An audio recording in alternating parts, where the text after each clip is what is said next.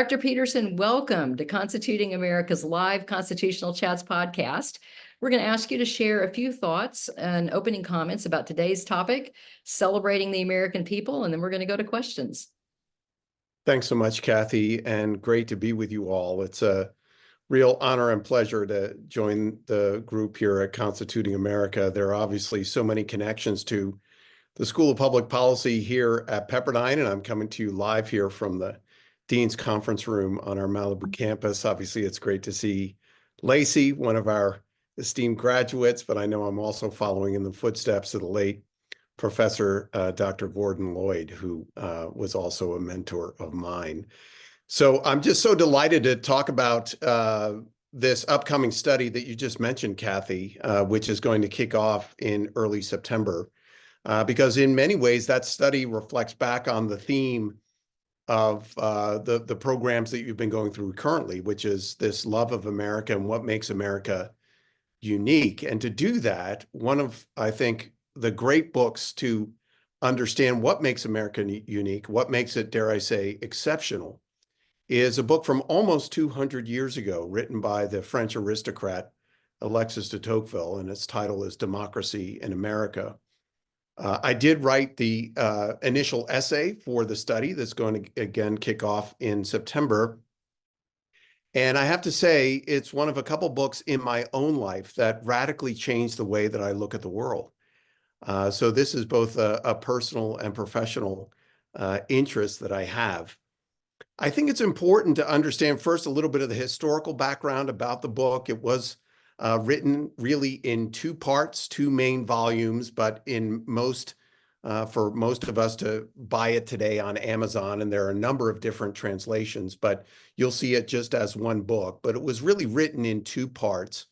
The first volume was written shortly after de Tocqueville came to the United States on a 6-month visit in 1831, and then it was followed up by a second volume in 1835. And the reason I say those things are important is the first volume really looks at his visit to America, which was his first visit, and looks at American institutions and why they're unique. The second volume asks some larger questions about the importance of the American experiment and concludes with what I call de Tocqueville's prophecies, things that he looks into the future and sees that we, and he's speaking to a European audience. I also think that's an important aspect of how we understand the book, things that Europeans should be looking at for the future.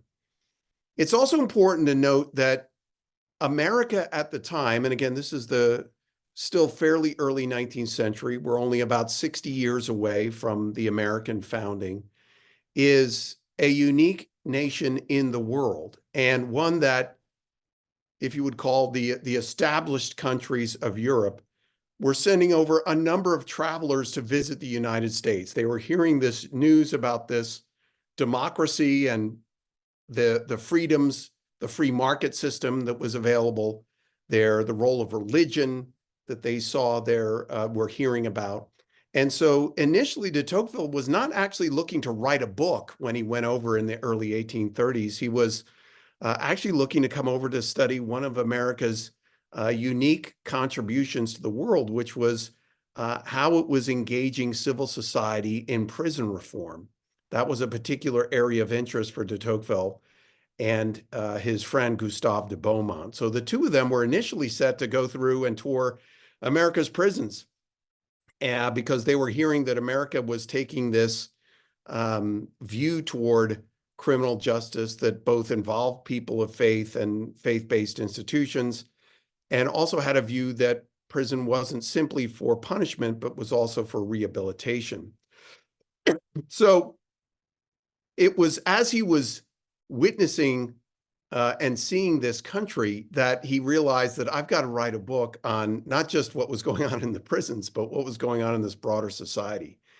It's fair to say that Tocqueville was not only surprised but shocked at what he was seeing.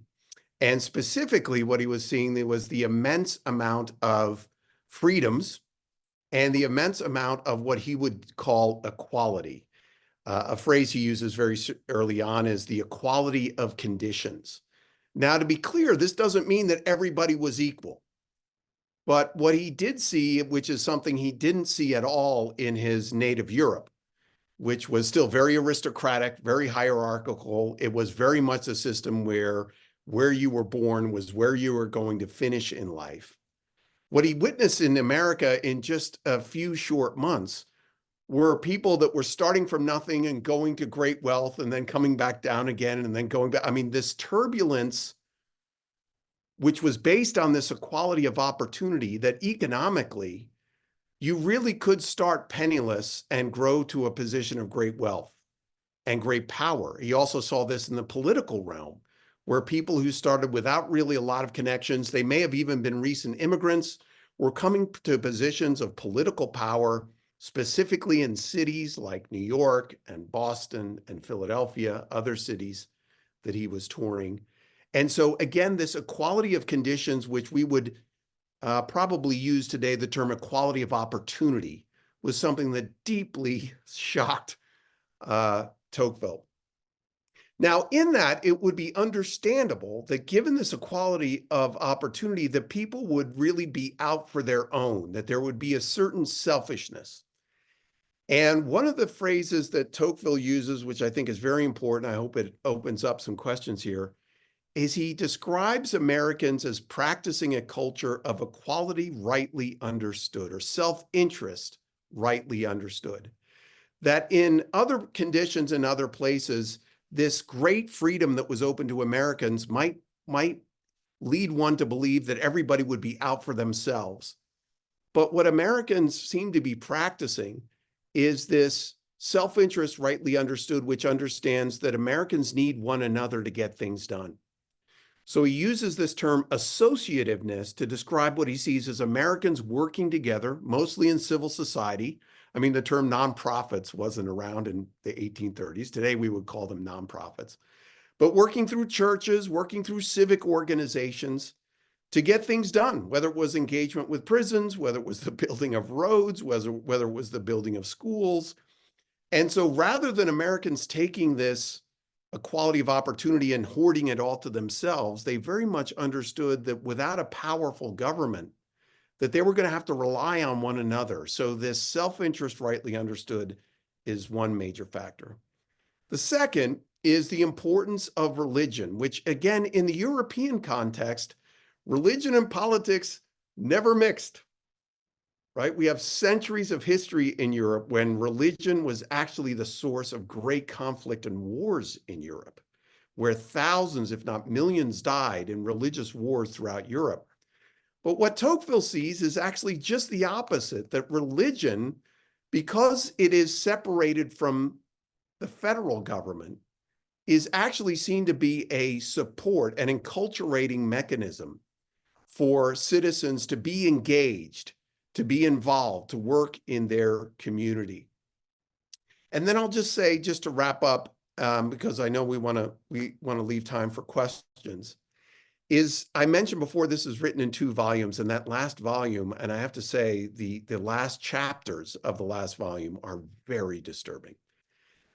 Because what Tocqueville is writing about is what he sees could happen if Americans disconnected from this self-interest rightly understood. If in fact, the wealth that was produced by this great freedom separated Americans as opposed to bringing them together, if they began to rely too much on government to get things done as opposed to relying on their neighbors or being their brother's keeper, then what he began to see was the growth of what could only be described as the administrative state, which is to say an unaccountable government that would be operating in the people's interests, and the people would welcome it, but they, in so doing, would replace this great civil society that Americans had been known for, this ability for Americans to rely on one another.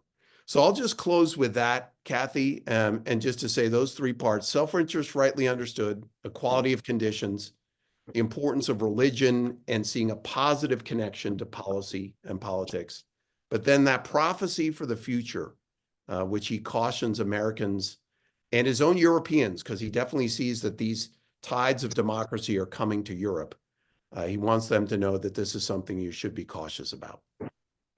Well, thank you. And so many of the themes that you just laid out for us in celebrating the American people were actually echoed by people who answered our survey when we sent out the question, why do you celebrate America? And thank you for those great opening comments. Janine, I'm going to turn it over to you. Yes. Hello, everybody. And hello, Dean Peterson. It's really, really an honor to have you on our show. And we are exceptionally proud of Lacey. And we have a special place in our hearts for Gordon Lloyd. And so God bless Gordon Lloyd. And Dean Peterson, it's due to your influence, and your leadership at Pepperdine University that, obviously Lacey, who works with our organization, she's a shining star with our organization. And she is the one who inspired us to do our next study on democracy in America. And you're the one who inspired her. So this is really great. I've heard about de Tocqueville forever, and I'm glad I finally have the chance to read it.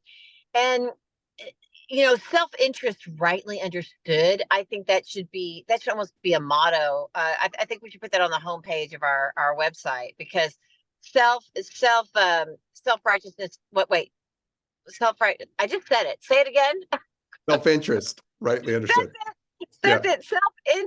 Self-interest rightly understood. What a great phrase. And I was thinking about if you would expand on specific examples of that. So because I find that a lot of times when we talk in generalities, it's hard for Americans, or especially the younger generations, to really say, what exactly are you talking about? And I'll just toss out one, was D-Day in World War II.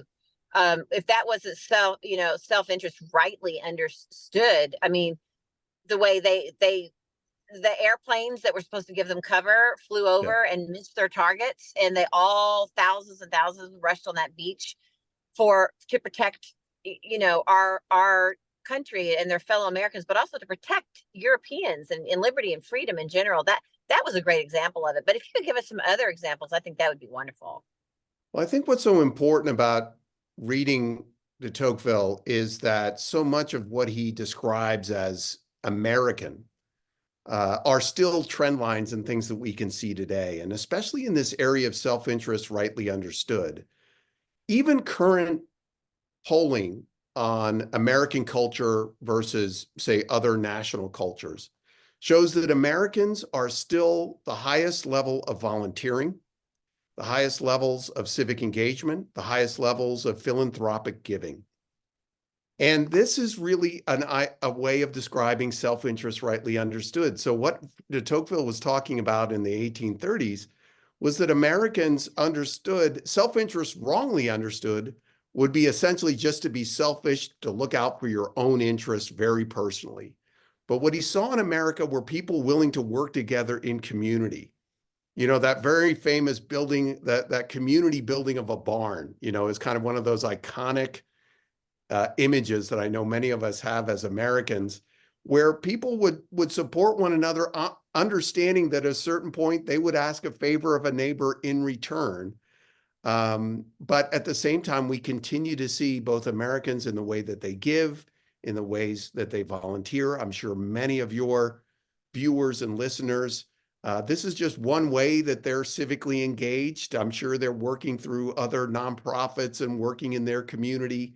That's self-interest rightly understood. Obviously, we could all say that, that's a waste of time or taking away from things that I would like to do personally, but they're doing it because of a sense of community and a sense of helping one another. That is self-interest rightly understood. And I think it's we could say that every war that our veterans have fought in this country, including our Revolutionary War, I mean, they were fighting for all of us. The Civil War is a great example of self-interest rightly understood. The sacrifice of people fighting for justice in regard to slavery and whatnot. So it's and then you talked about building the barn. Reading Little House on the Prairie, and how they would they'd help each other dig a well, and then they would go help the other neighbor. And today it almost seems like it's hard to find anybody to even, mow your lawn. So you mow your lawn. I live on a ranch by myself, but or if someone comes to help, very often it's okay. Well, now here, where's my money, for Right, helping you? And right. there is that sense of of helping one another just for the sake of community, and to reflect and to teach the younger generations about how reliant everybody else was before the American ideas and philosophies on kings. You Yeah, know, they were yeah, told what to do. They were told what they couldn't yes. do. And Yeah, Leslie, they're I guess, called subjects, right? I yeah, mean, even the term subject versus citizen is a significant differentiating factor as it relates to what our roles are in living in a polis or a political system. I love that. That's actually true. And I guess the difference of that if we're not going to be told what to do, then we have to step up and be responsible, and say, okay, we're on our own. And there was that element. I have great grandfather who talked about living in the wilds of Texas and Yeah, what it was like. We forget that as well. So, and my closing question for you would be, how can we preserve this in America in the day of social media? Because as Kathy talked about in the opening, this is the last series of our survey, which was what do you love most about America? And the top 5 answer was the American people. But yeah. how do you suggest in this day where people think it's we the government and not we the people, and that we in the era of social media, how do you suggest that we maintain this sense of self-interest rightly understood? It's a great question, Janina. And I guess I would only say that we need to reflect on our own lives. Again, I would hazard to guess that many people who are watching this this recording right now are people that are engaged in their communities already. And maybe we don't make the tie that this is a uniquely American thing.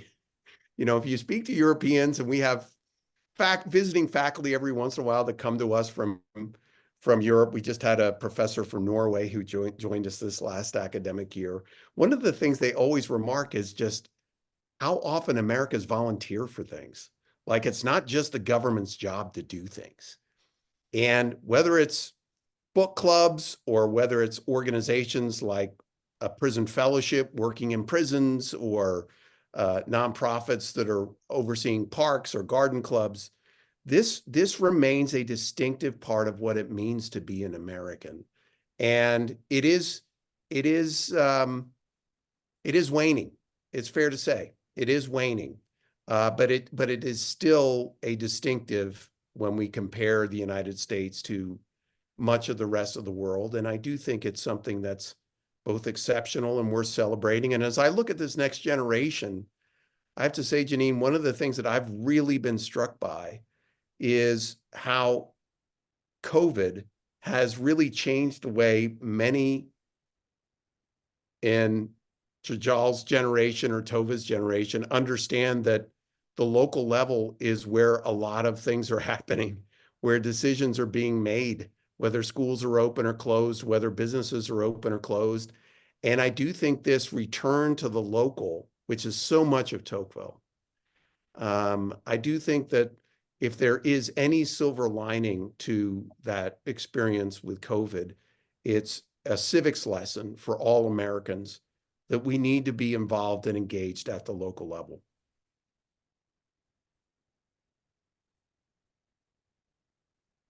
Janine, you got muted. Oh, okay. Well, I'm tossing to Tova, but I mean, I was just going to say to be able to read and watch the news on the local level, to really understand what's going on in the local level. So much that we watch on television is national. Thank you, Dean Peterson, so much. Thanks, Janine. So much. What a treat. And I'm going to pass to Tova now. Thank you. Thanks. Hi, thank you so much for being on. I'm so excited about this study because it's such a fascinating work, and I know we talk about de Tocqueville a lot on this show. So I'm glad to get to take a deep dive, and you explained his philosophy really well. I didn't know that he was originally here to study prisons. That's so fascinating. But I know we've talked a lot about why kind of the American way of life resonated so much with de Tocqueville, but I kind of wanted to flip the question and ask why you think de Tocqueville's ideas actually resonated so much with Americans, and why kind of, oh, so many years later, we're still reading the words of a French aristocrat who was kind of an Yeah. outsider coming and looking in. Yeah. Well, it's a great question, Tova. First, I would say, just as a quick reminder, and it's something important, I think, to keep in mind as you read de Tocqueville, and especially Democracy in America. He wrote several books, is that he was writing for a European audience. And he did make a comment once about what would happen if Americans ever read what he wrote. And his estimation was that they will be angry with him initially, but once they really finish the book and go through it, they'll realize that de Tocqueville is telling the truth. So it's worth noting that Democracy in America is not just some big laudatory, love fest about America. There's a lot that he appreciates about America, but especially coming as an aristocrat, there's some things about this equality of conditions and some of the other factors related, certainly when he goes and talks about slavery and the fact that Americans are not holding up to their ideals, because he does travel through the South as part of this visit, that it's not completely laudatory. I think that's one thing. But I do think that there is something about Americans that, and Tocqueville touches on this, that we love to be told what we're like. And the reason that is because unlike many countries in Europe and many countries in Asia, frankly, most of the rest of the world, we don't have a distinctive ethnicity. We have a history that has been built on centuries of welcoming people from around the world here. And so one of the things that's so interesting about de Tocqueville when he's describing Americans, in many cases, he's describing people that may have just come to America 2 or 3 years ago, but they're already acting differently than they would have back in Europe, right? And so there's this point at which Tocqueville talks about Americans, because so there's not this kind of grounding identity that is ethnically or racially based. Reagan said once, and I think it's worth repeating, that you can go to Japan and never be considered Japanese, but somebody from Japan can come to America and be considered an American. Now that's a unique quality of Americans. And in that, we like to hear from others, well, what do you think about us? And I think, frankly, so Democracy in America was actually one of 200 travel journals that were written by Europeans and others coming to the United States in the 1800s. I wouldn't want folks to think that this was the only travel journal written about America. But a lot of people came to describe and see what was so unique about this experiment. But in that, I think I mentioned before, it's been a very important book in my life. It's helped me to understand what it is to be an American in ways that I frankly didn't understand before, in ways that I can now, I think, I look through it. I look at public opinion polling and current events and other things actually through the lens of Tocqueville, in how he helped me to understand that Americans are just different. Yeah, I love that framing. And one thing you mentioned is interesting to me, that de Tocqueville traveled through the United States and kind of could see different parts of the country. And so I'm curious, does he touch on maybe differences between various parts of the country Yes. that he saw? Yep. And what did he notice? Well, it's a very good question. I mean, certainly the differences between North and South are profound, specifically on the question of slavery.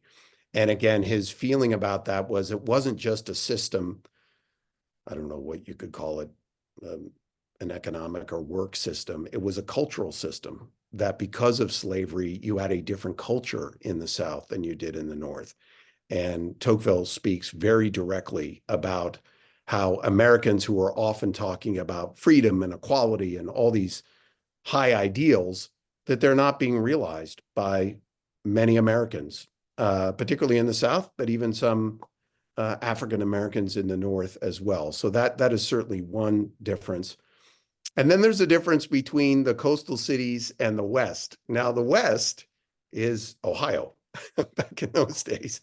And so there is very much that aspect. In fact, Janine talked about it before when she was talking about her family members who were in Texas. There is very much about this aspect of American culture of the West, which is essentially this ability of Americans to create towns out of nothing.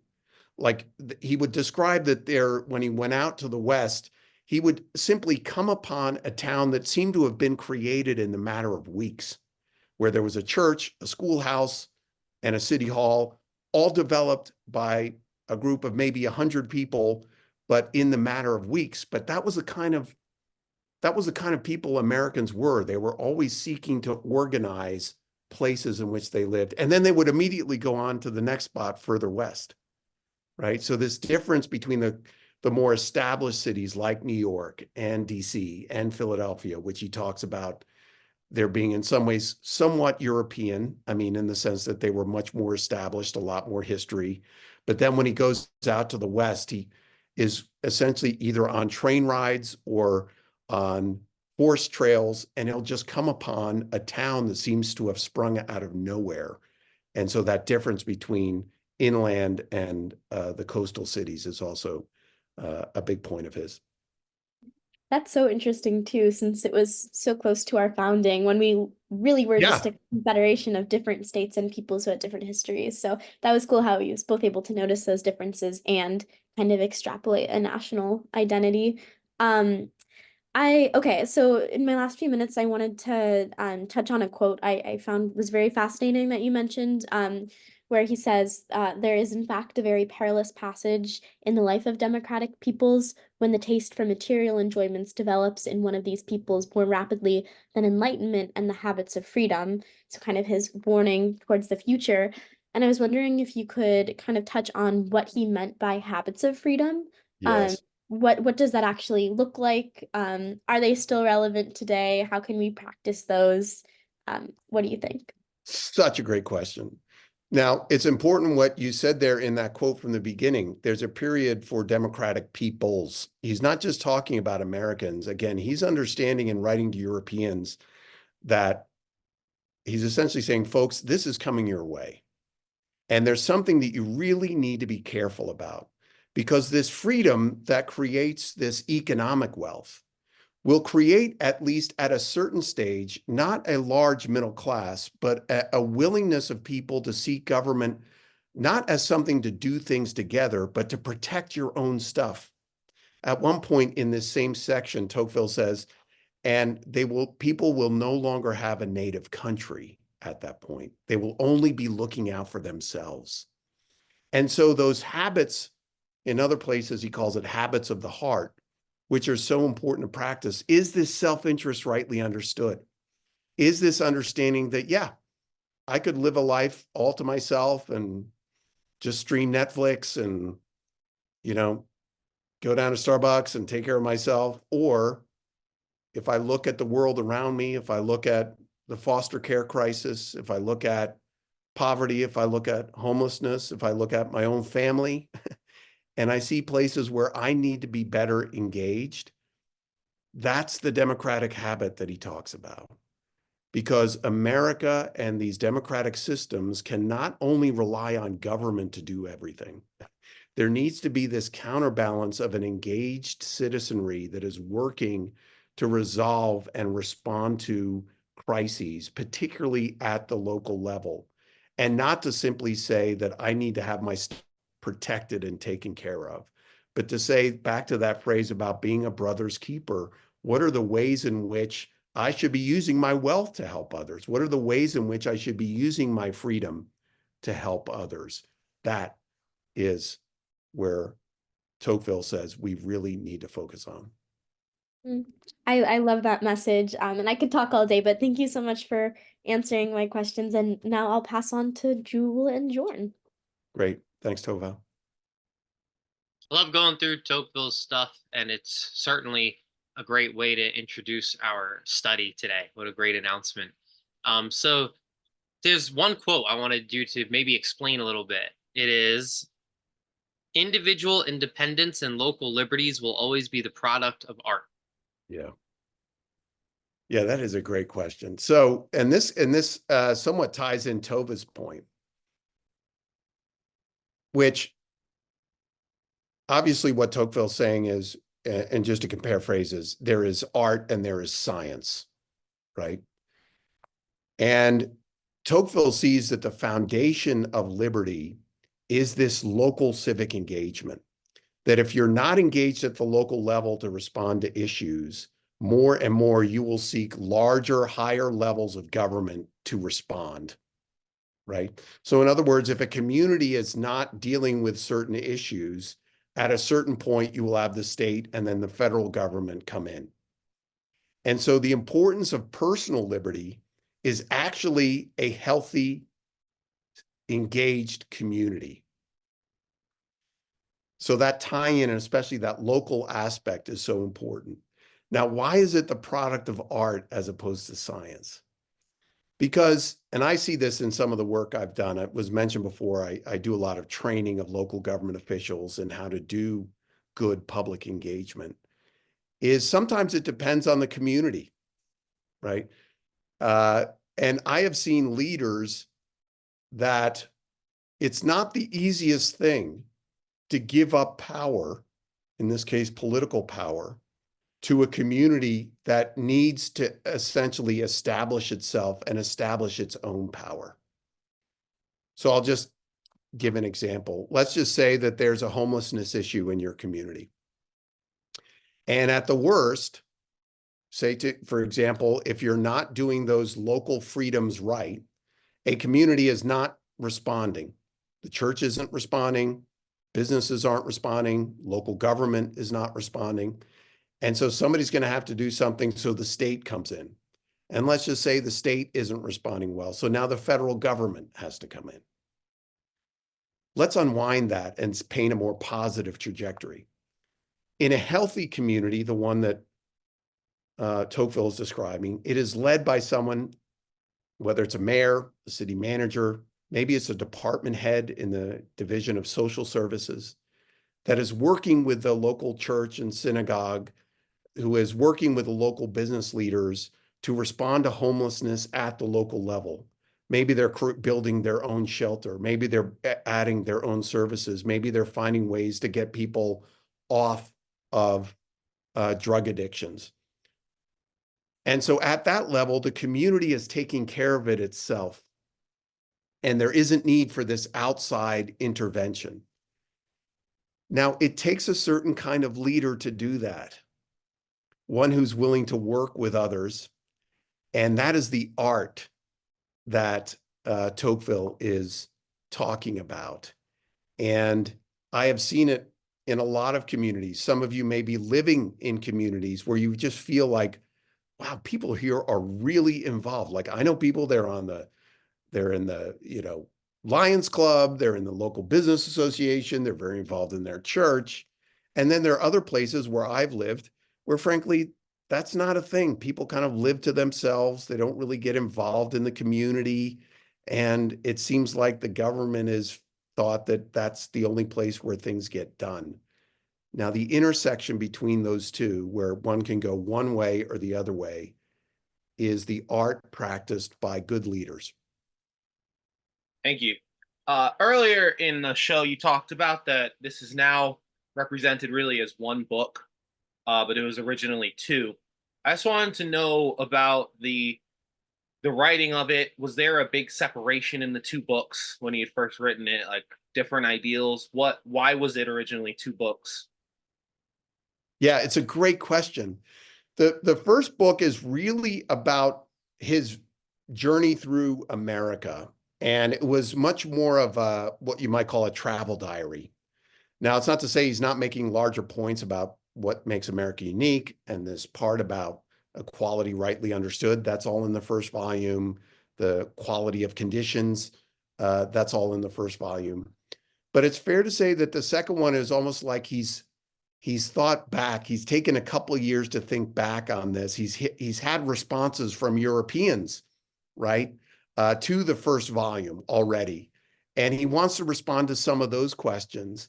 And when you get to the second volume, yeah, there's some references to America, but now it's much more about there's a democratic revolution that he would say that's coming to the world, and it's coming to Europe. And this is what you need to know. The first chapter was about this is America. And I think it's often described that in democracy in America, there's two parts of it. There's America, but there's also democracy.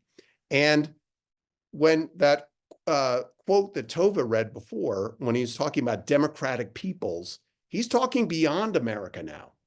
And that's all in the second volume when he's making these more kind of, again, I describe it as kind of even prophetic things, that these are things we can be looking at if these trend lines continue. I'm really amazed by the way that ends with his prediction is remarkable, because I think that those with a critical eye can see that we are falling victim to that trend.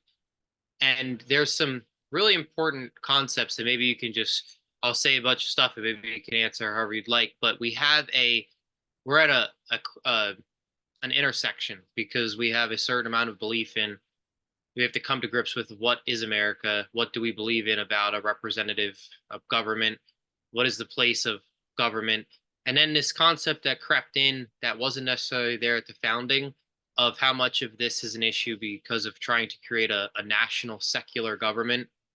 When America was founded, we had state religions and we had communities that had no issue with it. And the separation in the power came from the fact that the national government wasn't going to corrupt a church in order to enforce its morality, not necessarily that the people were going to create a secular vacuum with which to operate civically. And that confusion, I think, has possibly been what's hollowed out. Even those on the more freedom-loving conservative side hollowed out their understanding of what America's supposed to be, and they're losing faith in that. Boy, you said a lot there, and there's nothing I can disagree with. I think everything you said there is right. And maybe just to put a finer point on it, again, in that second volume where we get into these prophecies for the future, Tocqueville is not just talking to Americans, he's talking to Europeans and what we can look at the future. And even though he never uses the term self-interest wrongly understood, he only uses the term self-interest rightly understood. I think it's fair to say that what is going to lead to these very concerning possible futures in democracies is when self-interest rightly understood, this understanding that we need to help one another, that we need to volunteer, that we need to stay engaged in our communities, that we need to understand the importance of local institutions and local government, that if that changes to be self-interest wrongly understood, this is what's going to happen. And specifically, the picture that he paints is one that is predicated, frankly, on the success, and this is the irony of all this, on the success on one outcome of freedom, which is freedom he knows is going to bring great wealth. He knows this is going to happen. But he also knows human nature enough to know that there can be a condition that can happen when Americans satisfy, or any people, right, democratic peoples, when they satisfy all their needs from a material standpoint, they will no longer see the need to volunteer. They will no longer see the need to give to nonprofits. They will even no longer see the need for God. And in that, there will be a growing secularization. Tocqueville sees all of this. Now, America remains an outlier, again, in the same way that I was pointing to the fact that we remain an outlier even to today in the amount of the percentage of us that volunteer, in the number of us, the percentage of us who give to nonprofits and churches. We remain an outlier as it relates to the people who are involved in religious institutions and have a faith.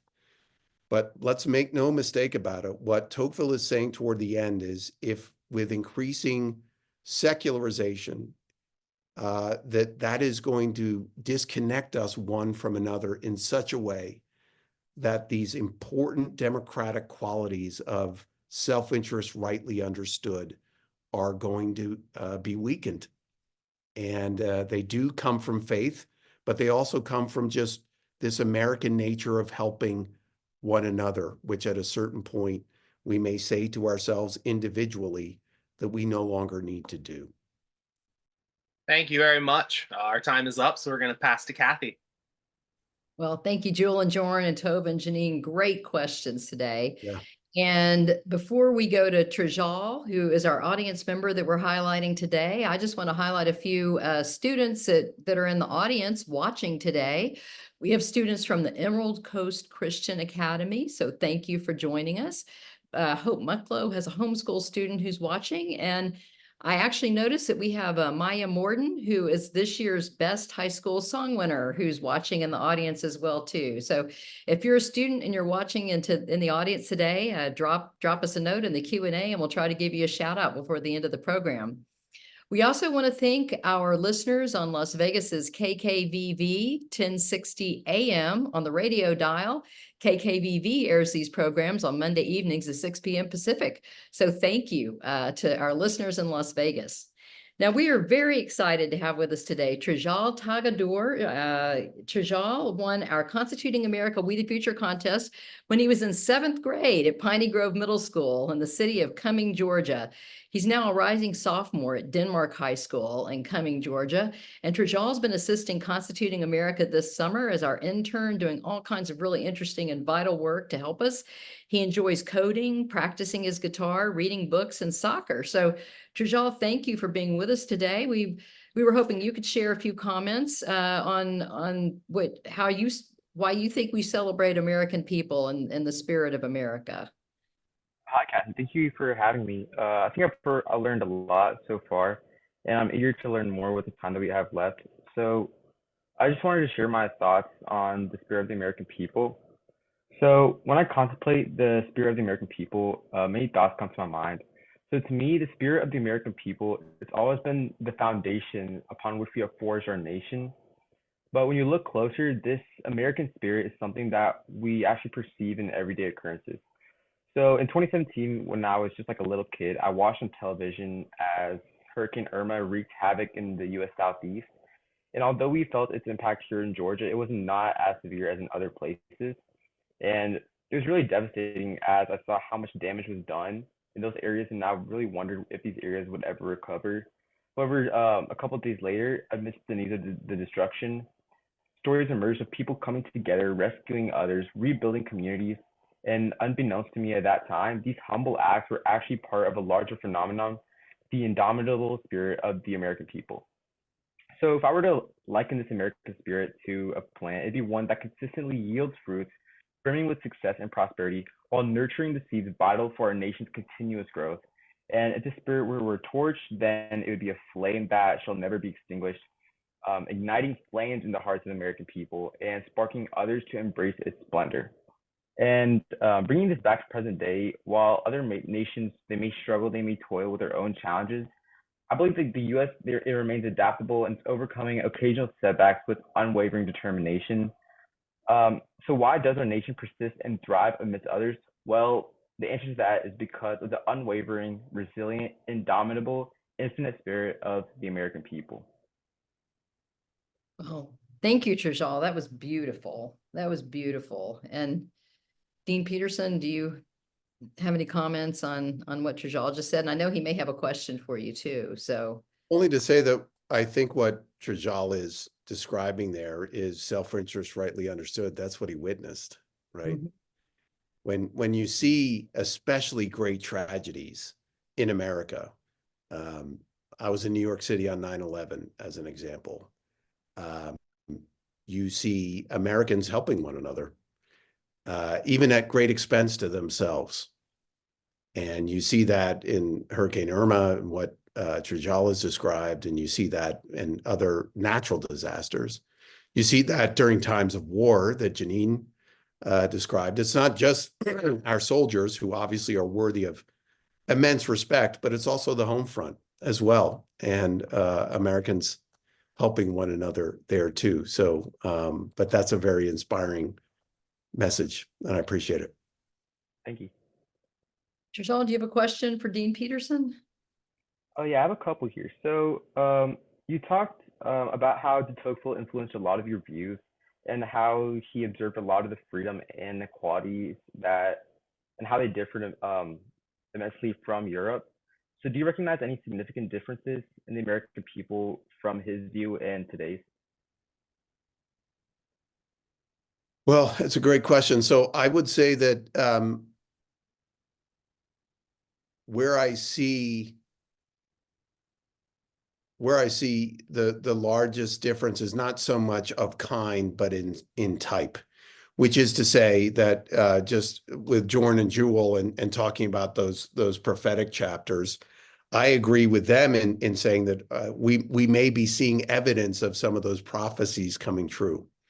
I think, unfortunately, we are seeing evidence of Americans not being as engaged as we used to be. There's a very important book written by a Harvard sociologist. This one's for you, Tova, at Harvard, called Bowling Alone, written by Robert Putnam.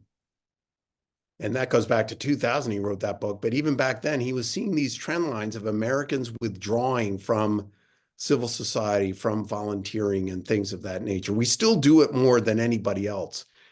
But I think where I'm having some concern, we're seeing these studies on immense levels of loneliness that Americans seem to be experiencing.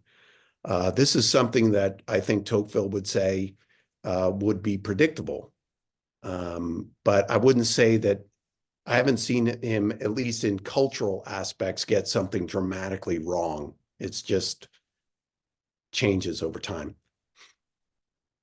That's really interesting how a lot of what he warned actually came true.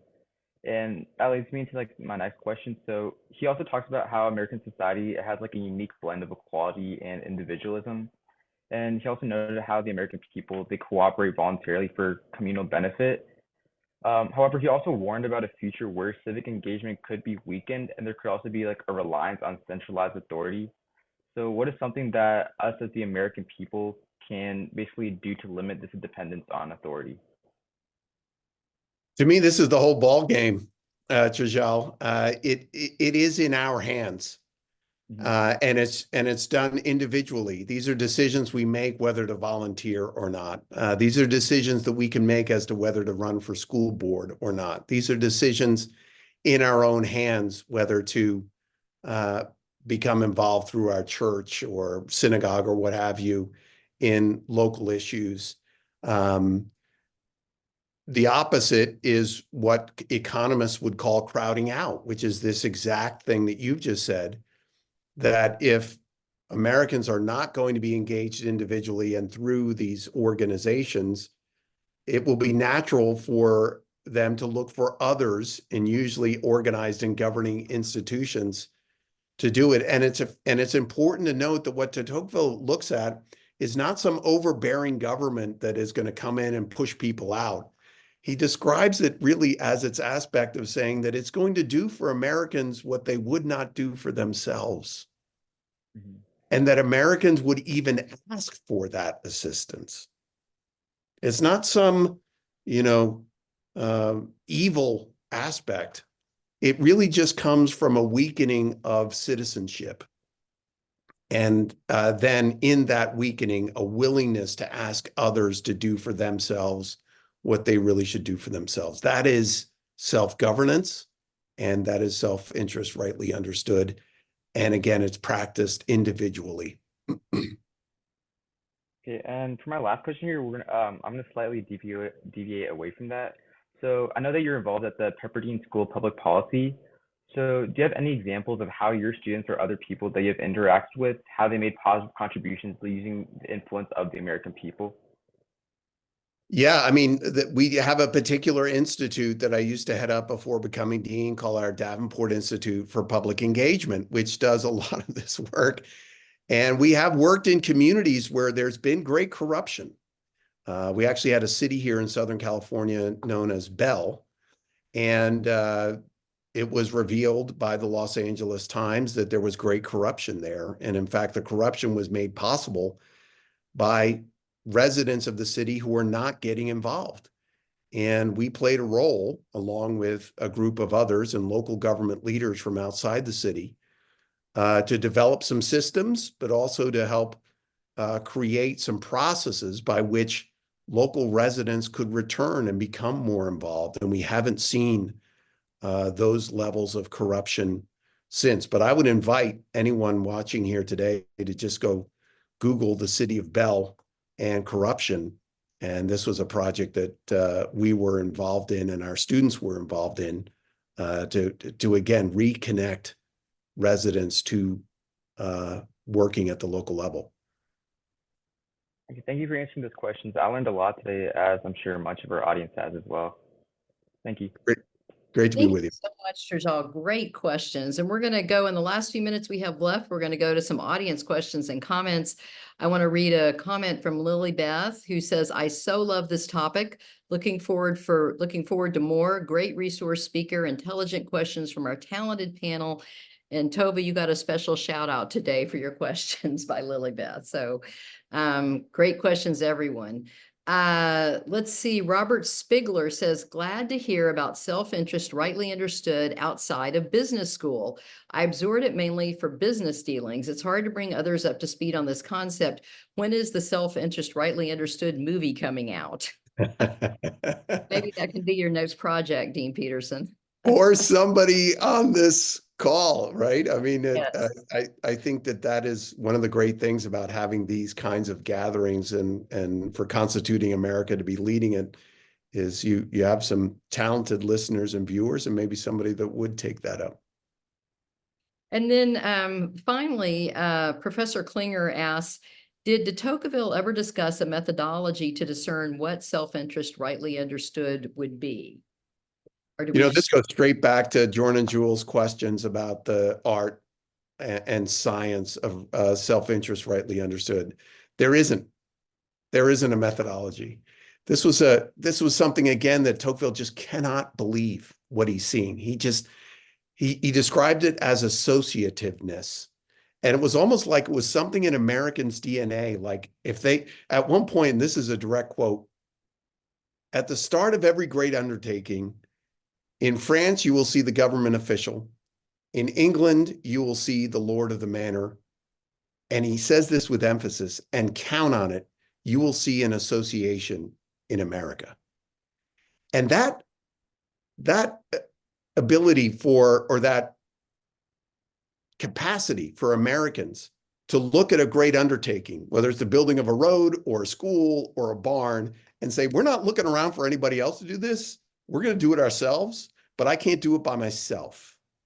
That is really what is so unique about Americans, and it remains so. But to come back to Trajal's question, it is one that is waning, and one that I think, too, is so important about the work that you're doing at Constituting America.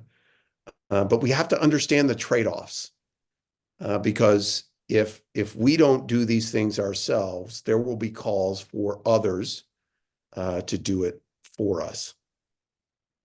Well, thank you. And that's a great way to conclude just a fabulous episode today. Thank you so much for being with us. I know we all got so much out of it.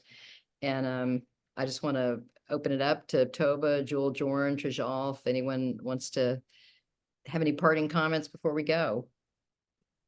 Just thank you so much for being with us. This was a really fantastic session, and I know we all learned so much. And it's just the beginning of the de Tocqueville content at Constituting America. So we're excited. Great. And I should also note, because I know it's going to be part of the study upcoming, that the particular translation that you recommend of Democracy in America is exactly the one that we use here at the Policy School, which is by the longtime Harvard professor Harvey Mansfield and his late wife, Delba Winthrop.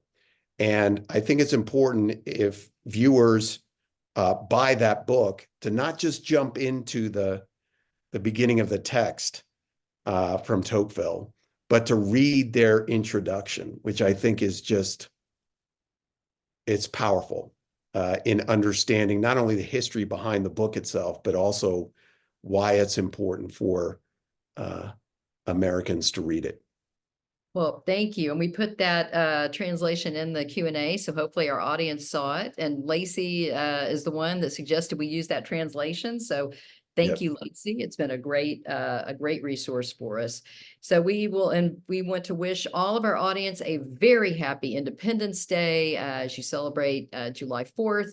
And we will be back next week, Tuesday, July 9th. We're starting another short series to follow up on our pivotal Supreme Court decisions 2024 series to actually discuss the decisions that were all just announced in the past week or so. There have been so many important decisions that we discussed a month or so ago, and now we're going to come back and discuss what the Supreme Court decided and what all that's going to mean.